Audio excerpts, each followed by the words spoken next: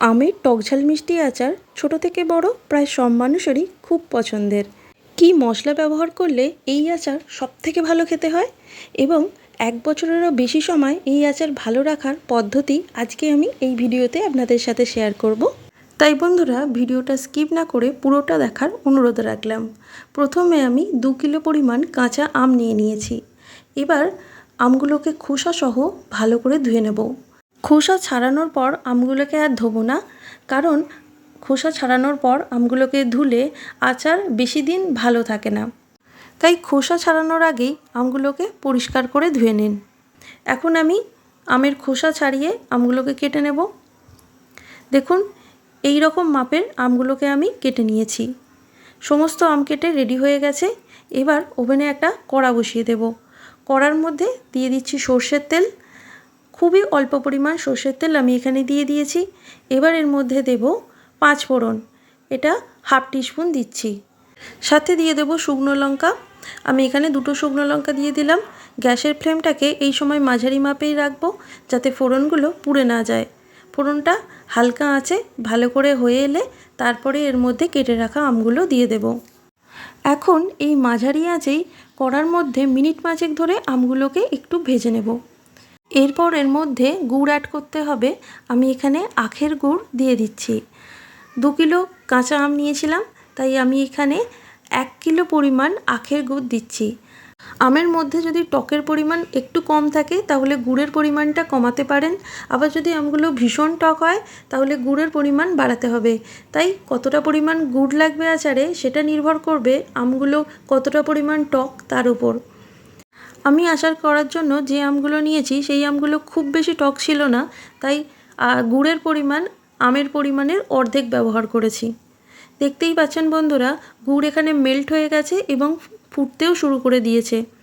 এই অবস্থাতে মাঝে মাঝে খুন্তি দিয়ে নাড়িয়ে দেবেন, না হলে গুড়টা নিচ থেকে ধরে নেওয়ার সম্ভাবনা থাকবে।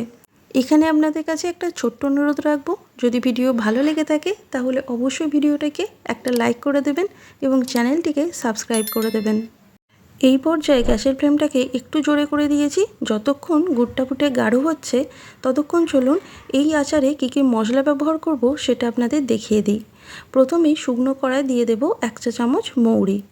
এবার সাথে দিয়ে দেব জিরে, এটাও 1 চা চামচ পরিমাণ দিলাম।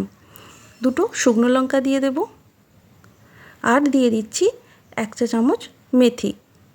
এবার সমস্ত মশলাগুলোকে ভেজে নেব।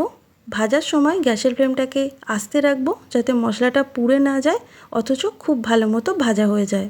মশলা ভালো মতো ভাজা হয়ে গেলে গ্যাসের ফ্লেমটাকে অফ করে মশলাটাকে একটু ঠান্ডা করে মিক্সিতে গুঁড়িয়ে রেখে দেব। প্রায় 20 মিনিটের ওপর হয়ে গেছে। এখানে আচারটা আমাদের ফুটছে। এখন গুড়টা বেশ গাঢ় হয়ে এসছে, তবে আচারটাকে আর একটু ফুটিয়ে গুড়টাকে বেশ গাঢ় করে ফেলতে হবে, না হলে বর্ষাকালে বা যে বাড়িতে একেবারেই আচার রোদে দেওয়ার অবকাশ নেই সেখানে কিন্তু আচার ছত্রাক হয়ে নষ্ট হয়ে যেতে পারে। দেখুন, এই রকম কনসিস্টেন্সি আসবে আচারের।